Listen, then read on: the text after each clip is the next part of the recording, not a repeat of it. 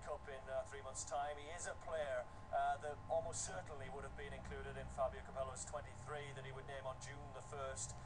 Clearly his name won't be there now. There are other players in that position, but Capello does like him, you know. He likes his experience. Of course, he's played in 3 World Cups before. A 4th would have been a record.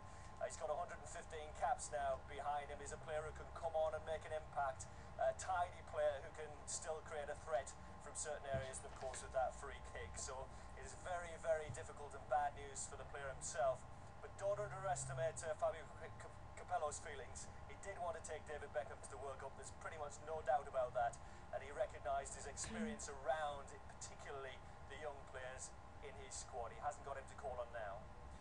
Ian, bearing in mind what you say then, is this a significant loss for England? A modest contribution as a player was anticipated, but he's still a huge figure in the game, isn't he?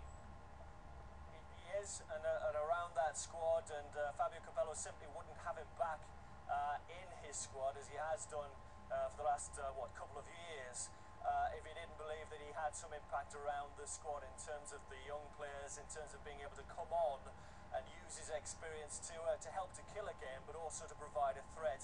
There are other players that are different players. You know, Theo Walcott with his pace, Sean Wright-Phillips with his pace, James Milner, who tends to run at defences in that usual way that wingers would do. David Beckham presented something completely different, and was something he could try at the end of games or towards the end of games when he felt he needed a certain impact on the game. So.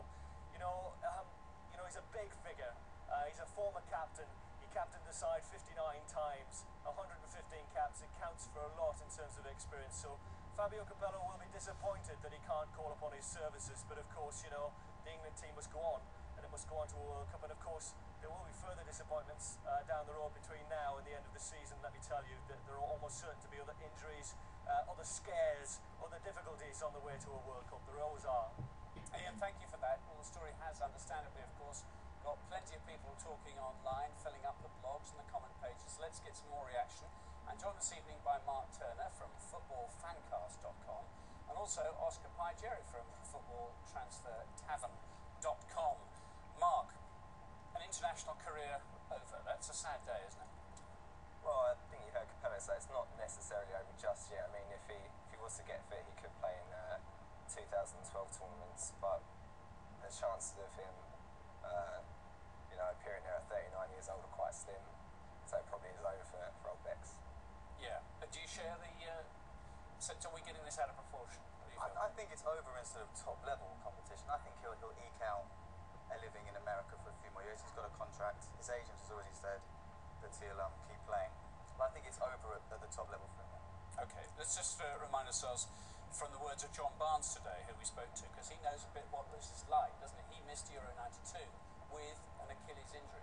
Here's what he thinks. Well, I don't know whether it's the end of his international career. It's definitely not the end of his career, because obviously, as I mentioned, I don't think it'll affect him physically, because he never really relied on that burst of speed or that pace to do what he does. As far as the international career goes, as to whether, obviously, the European Championships in 2 years or a future World Cup, we all assumed this was going to be the end of his international career after the World Cup anyway. So as to whether he's going to come back, but David has proven a lot of people wrong in the past, but I don't think it's the end of his career, but possibly his international career. Mark, he's kept really busy, hasn't he? Because he's played for LA Galaxy, and he kept playing for Milan. Was that essential, or could he have, if we look back, taken it a bit easier and maybe saved himself for the World Cup? I think it was essential that he was playing top level football.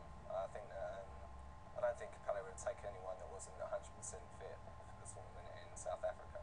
But then said that he wasn't always starting facing Milan towards the end of his before he got injured. So sort of scraping in under that qualification, wasn't he? Yeah, I think he was. I mean, I think he had to go to AC Milan. He had to do his best to keep fit for the tournament. But wouldn't he have been taken anyway, just to be that kind of support, that experience, that talismanic figure in the dressing room? What if he wasn't at Milan? Yeah. No, I don't think so. I think he went to Milan specifically to get the top level experience, to show Capello he could play at that level. Right. Without that, I don't think he would have gone there. He would have done, whoever he was, whatever kind of backstory he's got. No. Okay. Some interesting blogs about this. Not all of them, I have to say, particularly supportive of David Beckham. Let me show you this one.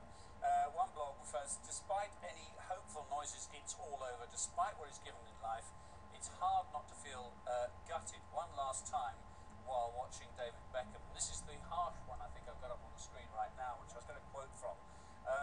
said that he was only picked now to sell T-shirts, tickets and TV rights, not for footballing reasons. He'll not be missed by England at the World Cup.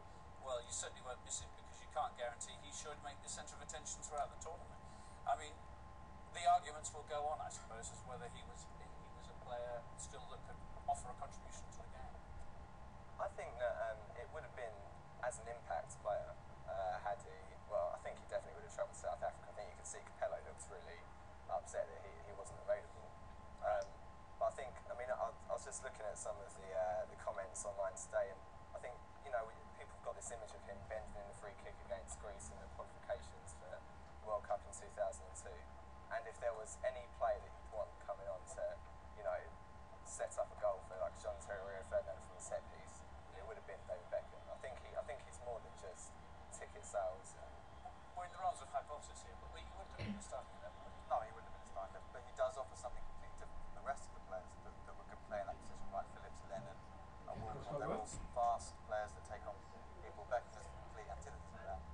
But the best cross football in the world still, possibly, at his age.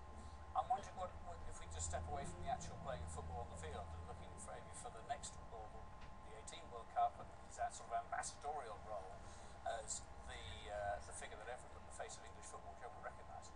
Presumably, foot or playing foot or no foot, he'll go, won't he, and be around the World Cup scene and do that kind of media event?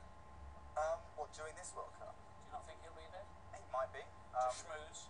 To schmooze. I don't know whether it's particularly helpful to have a sort of player take any kind of attention away from the players that are there, especially the players that will be playing his position. But that would be up to Capello. So, Do you think he'll do?